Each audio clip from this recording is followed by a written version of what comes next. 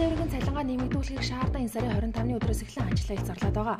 Тодорхойлбол автобус 1, 2, 3-гээ төрөмжийн компани жолооч кондукторууд үндсэн цалингаа нэг дахин нэмэгдүүлэхийг нийслэлийн удирдлагууд болоод зорчигч тээврийн нэгтгэлийн даргаас шаардаж улмаар ажиллаа хийхгүй гэж суулт зарлаад байгаа. Зорчигч тээврийн нэгтгэл олон нийтийн эмч үйлдвэрийн газрын дарга Отон тоглог нийслэлийн секретарь Батүүлтэй энэ асуудлаар уулзаж нөхцөл байдлыг танилцуулсан байна.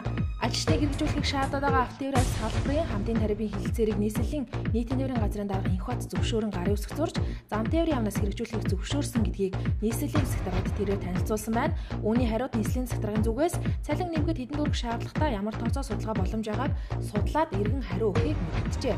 Авто худалдааны цогцлолын бүтээн байгуулалтын өчигдөр сэтгүүлч танилцсан байна. Энэгээр авто цогцлбарын дарга Байдраг одоогоор асфальт хувьчлагын ажил дуусгачтай явж байгаа. Өдгөө замдалбай ажил бэлдэрсэн эх сарын 10 гэхэд бүрэн энэ бүтээн байгуулалтын ажил дуусна гэдгийг мэдгдсэн байна.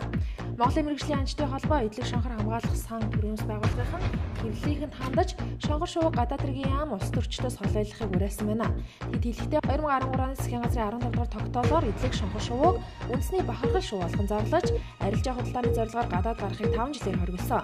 Гэвч энэ нь наана шонгор шувууг хамгаалж буйнтолж цаанаа цөөн хэдэн сайд урт төрчдийн дал бизнес болж байгаад эмзэглэж байгаагаа учруулсан байна. Олон улсын хүүхдийн эрхийг хамгаалах өдрийг тэмдэглэн өнгөрүүлэх ажлын хүрээд нийслэлийн засгийн тамгын газраас жилүүр хүүхдийн байрыг нэгдсэн арга хэмжээг Чингис хааны нэрэмжит талбай зохион байгуулах уламжлалтай. Энэ уламжлалын дагуу ирэх 1 дугаар сарын 1-ний өдөр төв талбай хүүхдүүд зориулсан чимэглэн 12 жил Жамрын 6 матрыг байрлуулах юм байна. Энэ үеэр хүүхдүүд төрлөөрийн тэмцээн уралдаанд оролцохоос гадна Дисней болон Амилагийн найзууд 12 жилийн амьтдад дурсгалын зургийг татуулж урлагийн тоглолт үзэх боломжтой байна. Хуульч эргэцэн байлийн тухай болон захиргааны хэргийг хянаж шийдвэрлэх тухай хуульд хуульчийн мэргэжлийн хариуцлагын асуудал эрхэлсэн хорооны шийдвэрийг захиргааны хэргийн давзаалгачдын шүүх шууд давзаалгачдын журмаар шийдвэрлэхээр зохицуулсан байгаа. Энэ нь Монгол улсад шүүх эрх мэдлийг гагцуur шүүх хэрэгжүүлэх шүүхийг зөвхөн үндсэн хууль бусад хуулийн дагуу байгуулах тухай үндсэн хуулийн залтуудыг зөрчсөн байна гэсэн мэдээллийг нэр бүхий иргэд үндсэн хуулийн цэцэд ирүүлсэн байна. Энэхүү үүсгэсэн маргааныг үндсэн хуулийн цэцэн энэ сарын 3-ны өдөр хилцэх хуралдаанаар шинэ шийдвэрлэх талаар мэдгдсэн байна. Улсын хурлын төсвийн байнгын хорооны өчигдрийн хуралдаанаар эдийн засгийн ил тод байдлыг дэмжих тухай хуулийн төслийг хилэлцэн ч гишүүдийн олонх нь төслийн хилцүүлгийг хойшлуулах санал гаргаж дэмжлэг хүлээлгэсэн байна.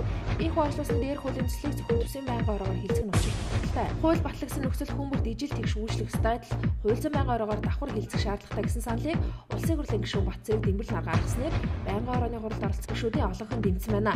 Улмаар энэ асуудлыг улсын хурлын дарганд иргэдэх зөвлөлийн хуралдаанаар мөн хилцэхээр болжээ. Засгийн газрын ээлжид хуралдаанаар хилцсэн асуудлуудын талаар ерөнхий сайдын зөвлөх мөнхтөр өчигдөр мэдээлэл хийлээ. Засгийн газар Эрдэнэтийн дулааны цахилгаан станцыг шинжлэх, эгийн голын усан цахилгаан станцын эхний ээлжийн бүтээн байгуулалтыг концессийн гэрээгээр гүйцэтгүүлэхээр шийдвэрлэж, хаврын тариалтын явцын талаар хүн сүдэн аж ахуйн сайд Бурмагийн мэдээллийг сонссон байна. Ерөнхий сайдын зөвлөх мөнхтрийн мэдээлснээр Эрдэнэтийн хүн ам үйлдвэрийн эрчим хүчний хэвлэлээ жилд 8-аас 10% өсөж байгаа. 1987 оноос хойш Эрдэнэтийн дулааны цахилгаан станц 150 мянган цаг ажиллахаас 220 мянган цаг ажиллаад байгаа мэнэ. Тиймээс өдрөөс өдөрт өсөж байгаа цахилгаан дулааны хэрэглээг хангаж чадахгүй байгаа. Дулааны цахилгаан станцыг шинжлэх, зарим тоног төхөөрөмжийг солихоожлыг 2015 онд эхлүүлэхийг сангийн сайд эрчим хүчний сайдыг үүрэг болгосон байна.